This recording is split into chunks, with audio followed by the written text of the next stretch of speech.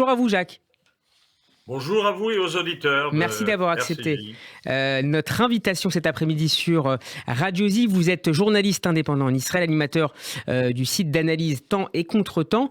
Naftali Bennett s'est exprimé ce matin, je le disais tout à l'heure, dans une vidéo dans laquelle il dévoile, document à la pluie, la stratégie iranienne de fraude et d'espionnage de l'AIEA, l'Agence internationale de l'énergie atomique. La semaine dernière, le Wall Street Journal avait révélé comment la République islamique avait accédé au rapport secret de l'agence pour en anticiper les demandes à venir et falsifier les informations demandées. Jacques Benilouche, est-ce que cette sortie de Naftali Bennett et les documents confidentiels qui l'accompagnent est comparable, selon vous, à la fameuse conférence de presse de 2018 de Benyamin Netanyahou présentant des dizaines de milliers de documents sur le programme nucléaire iranien?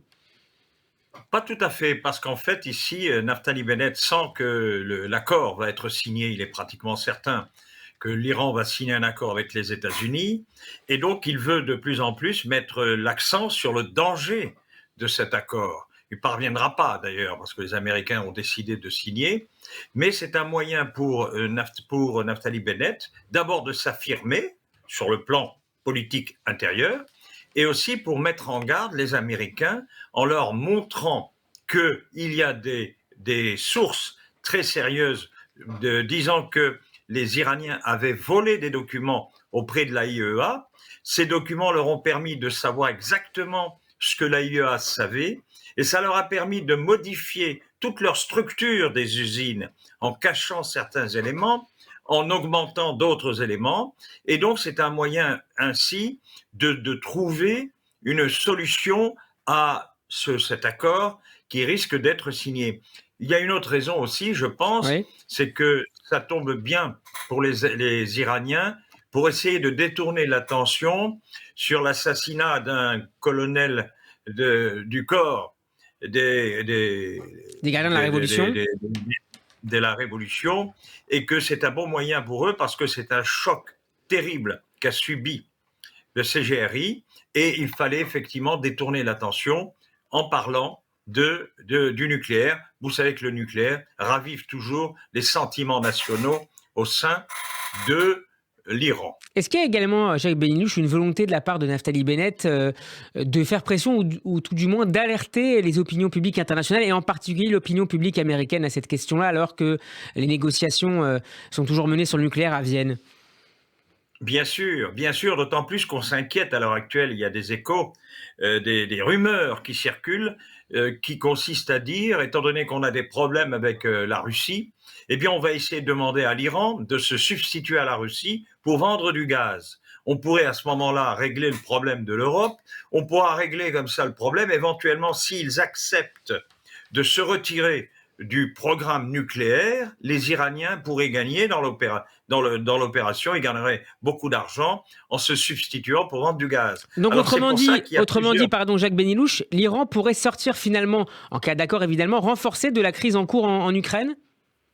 Tout à fait, parce qu'on a besoin d'eux, et on est en train de les persuader qu'ils doivent absolument se retirer du programme nucléaire, dans l'immédiat du moins, pour permettre éventuellement d'ouvrir et d'enlever les sanctions, et à partir de là de permettre à l'Iran de devenir le remplaçant des fournisseurs européens. Et c'est pour ça qu'Israël s'inquiète un petit peu, en voulant montrer non, que d'une part, l'Iran n'a jamais renoncé à son programme nucléaire, et qu'au contraire, si on lui donne les moyens financiers en vendant son gaz et son pétrole, on risque de donner les moyens techniques à l'Iran pour avoir sa bombe nucléaire. Alors la semaine dernière, le ministre iranien des Affaires étrangères, Amir Abdollahian, avait été interrogé à la suite des révélations du Wall Street Journal au Forum économique mondial de Davos. Malheureusement, les sionistes répandent beaucoup de mensonges, avait répondu le chef de la diplomatie iranienne. Dans quelle mesure, Jacques, ces nouveaux éléments fragilisent malgré tout, et malgré ce que vous nous avez très bien expliqué il y a quelques instants, la position iranienne dans les négociations en cours à Vienne, et ce alors même que l'AIEA s'alarmait hier du volume des stocks d'uranium enrichi que possède la République islamique, il est 18 fois plus élevé que ce qui était prévu dans l'accord de 2015. C'est vrai, je pense que ça rentre dans le cadre d'une volonté de pousser les Iraniens à sortir du nucléaire. Ce serait une bonne raison pour les Iraniens de dire OK, on nous a pris la main dans le sac, nous allons éventuellement voir d'autres solutions autres que nucléaires. Et donc, c'est un moyen pour l'Iran, effectivement, de se sortir de ce guêpier iranien, de ce guêpier nucléaire. Et on peut considérer que cette affaire tombe à bien nommer pour pouvoir donner à l'Iran un moyen de sortir de cette impasse nucléaire. Donc, c'est comme ça qu'on peut voir les choses. Et ces déclarations et ces, je dirais, rumeurs brutales qui sortent rentrent dans le cadre de cette nouvelle stratégie iranienne. Je voudrais qu'on s'intéresse maintenant, Jacques Benilouche, aux récentes tensions entre la Chine et Israël.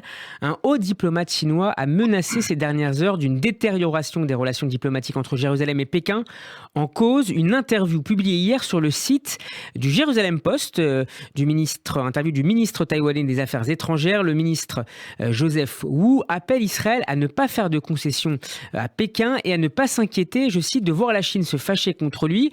Refus immédiat du rédacteur en chef du journal Yaakov Katz, qui s'en est expliqué sur Twitter, en ajoutant que l'article resterait non seulement en ligne, mais serait en outre publié dans l'édition papier du journal Aujourd'hui. Est-ce que c'est une discorde, Jacques Benilouche, qui peut aller plus loin selon vous ?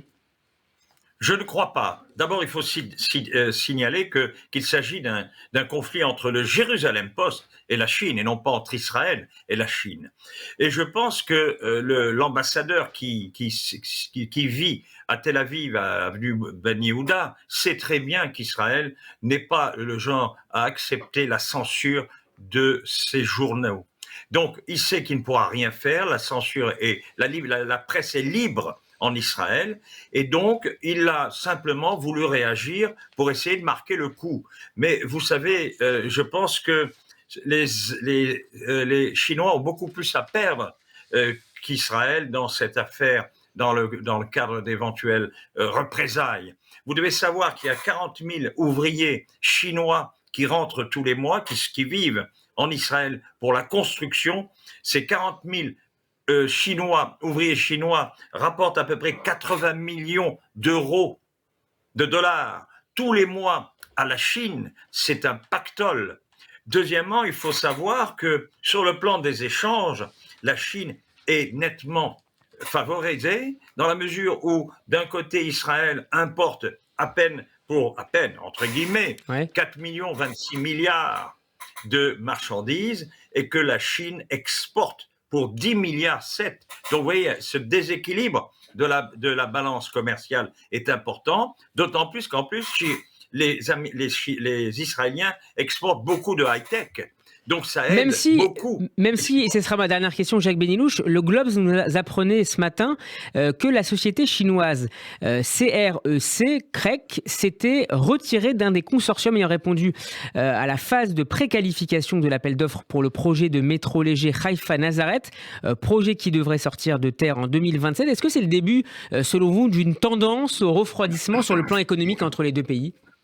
Je ne crois pas. D'abord, il faut savoir que tous les observateurs israéliens ont toujours critiqué Israël d'avoir vendu ce qu'on appelle les bijoux de la famille. Oui. Vous savez que Israël a vendu son industrie chimique et agronomique, c'est-à-dire la société Algam d'Ashdod, ils l'ont vendu aux Chinois. Ils ont vendu leur industrie alimentaire et laitière, c'est-à-dire Tnuva, aux Chinois. Ils ont donné aux Chinois la gestion des nouveaux ports d'Ashdod et des nouveaux ports de Haïfa. Donc vous comprendrez que la Chine est très impliquée en Israël pour pouvoir faire justement des problèmes. Cependant, il y a une critique de la part des Américains qui disent que vous donnez trop de poids à la Chine. Et donc d'ailleurs, ils avaient récemment interdit à la Chine d'investir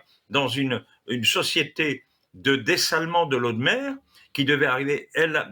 La pression américaine a marché et les Israéliens ont enlevé justement cet appel d'offres. Et ce refus de l'appel d'offres aujourd'hui, c'est justement parce qu'il y a une très forte pression américaine pour dire que c'est trop dangereux pour la Chine d'être aussi impliquée au sein de l'économie israélienne parce qu'elle risque à ce moment-là d'avoir une pression plus grande qui est celle d'aujourd'hui. Merci beaucoup Jacques Benuche d'avoir été avec nous pour décrypter cette actualité du jour en Israël, donc avec l'Iran mais aussi avec la Chine.